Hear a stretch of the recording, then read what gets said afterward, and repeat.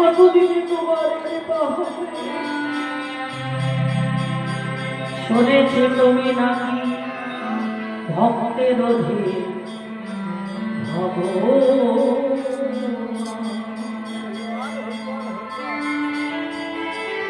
ভক্ত ডাকলে তুমি নাকি থাকতে পারো না, ভক্তের নয়নের জল তুমি নাকি সইতে পারো না।